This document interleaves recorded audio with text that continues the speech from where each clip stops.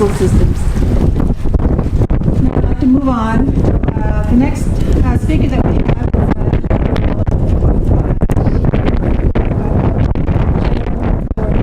is the Mexico Democratic Party. And she'll further introduce herself as well.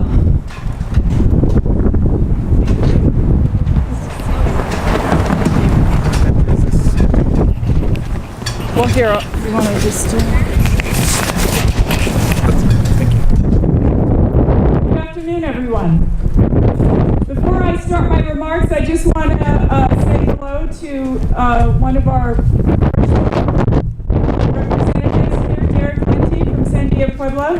Won his race in November, and he's here for his first term. And so it's always good, I think, when we have Native folks stepping up to the plate and running for office, so that we have the representation that we need. And thank you, Nancy Davis and Cindy, for that amazing presentation. And you know, sometimes it's that we just need to step outside ourselves and do what we can do as members of our community.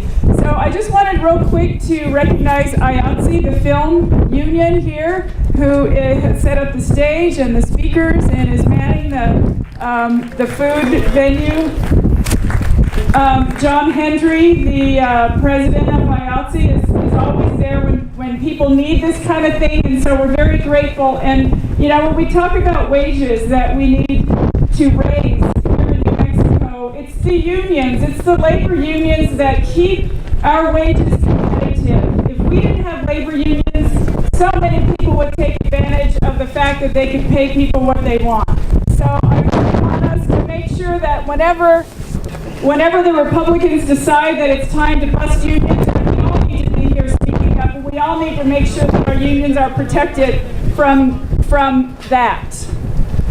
Also, Karen Gala, I just wanted to thank Karen for inviting me here today. And speaking of Indian art, she's an artist in her previous life. I have a ring that she made me a long time ago, and it's one of my cherished pieces. So Jacob, I can't say it enough that when you have an opportunity to buy local from an artist, from a Pueblo artist, from the real artist and not from a middleman of some kind, that really helps the economies of these folks back home. If you don't know, I ran for lieutenant governor in 2014, and I felt like one of the things I really wanted to do as lieutenant governor was work with the tourism department to make sure that tribes have venues there's so many entrepreneurs there, and that they would have venues to make sure that their things get to market. Because when you're in a rural community, and this isn't just for Native communities, it's rural communities all over New Mexico. They lack the infrastructure. Folks aren't going to come to New Mexico and say, I'm going to move to, Carrizozo. They're going to move to Albuquerque or Santa Fe or Las Cruces. So it's the small rural communities that really need the shot in the arm. When you're driving through those places to get somewhere else, stop. Fill up your gas tank, buy a hamburger, do what you can to help those local communities to have a little something that the big cities have. So my name is Debra Haaland. I'm the chairwoman of the Democratic Party of New Mexico, and I'm the very first Native American state party chair in the entire country. And that just happened in 2015. And I say that because, quite frankly, I don't want to be the last.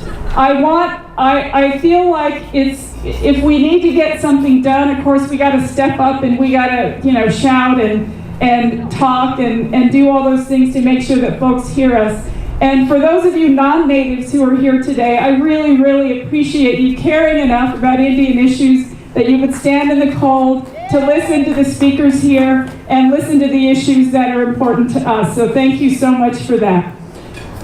So, for anyone here in the audience who volunteered in this last election, the school board election, the beginning of February, and also the general election in November, my heart goes out to you in a sincere, incredible thank you for all the work that you did to make New Mexico blue. We were only one of 3 states who flipped our state house back to Democratic across the country. There was a sweep of red across the country except for New Mexico and Nevada and one other state that I can't actually remember right now. So you can all give yourselves a pat on the back.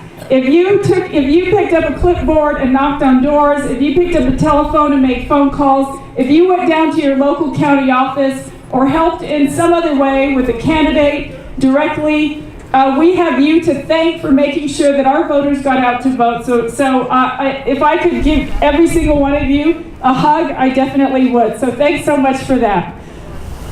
So this upcoming election, we have done very well. We did well in November. We did well on the school board elections. We defeated all of the Tea Party candidates across New Mexico in our school board elections.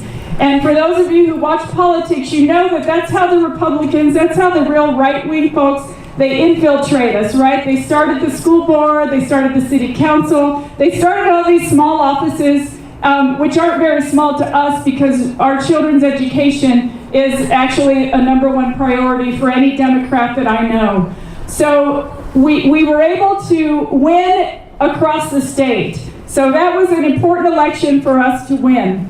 But it doesn't stop there. We have mayoral races coming up. We have a midterm election in 2018. And I'll tell you one thing, where the Republicans are better than Democrats, that's in midterm elections. If you look at the voter turnout for Republicans, it does not waver. They get out in the general election, they get out in the midterm election. The Democrats, we go down significantly in midterm elections. So I want you all to take notice of that. And let's not do that this year. This is a new time for us.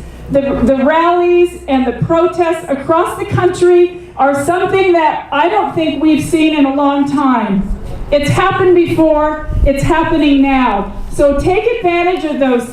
Take advantage of the newfound energy and enthusiasm. And I really, really am going to work tirelessly to make sure that we do get our voters out in 2018, and I hope that all of you will join me. It's especially important in Indian communities because, as we know, whenever bills come into this building to be heard, to be filed, to be heard, it's a lot of them will affect Native American communities, and our Indian folks need to vote. They need to get out and vote so that they can show their legislator, look, we got you into office, you need to help us with this. So we'll make sure that that happens. If you want to have a effect in our upcoming election, you can be a voter registrar. You can go down to your county clerk's office, become a voter registrar, carry forms around with you and register people to vote wherever you are. If you're at a village meeting in your pueblo, if you're at a chapter house meeting on the Navajo Nation, if you're somewhere where there's a gathering of folks in your community, you can register them to vote. And after you register them to vote, you can make sure that they get to the polls. You can find out who your precinct and ward chairs are, and you can do that through the county party. Here in Santa Fe, you just Google Santa Fe County Democratic Party, and a number will pop up. You can call Santa Fe. You can do that with any county you're in, and call the county chair's office. See if you can volunteer. See how you can help. If they don't have a precinct or ward chair in that particular ward, then I think you should consider being the ward or precinct chair. You can volunteer for the Santa Fe Indian Center or any other important organization who help people to get the support they need with what they need, right? I mean, it's still cold outside. I'm sure there's organizations that collect coats for school kids. I know in Bernalillo County every year they have a school, they have a drive for school supplies for kids all over the Albuquerque public schools. So whatever it is that you can do to help, join in the fun. And you can always, of course, donate money or food to your local food bank.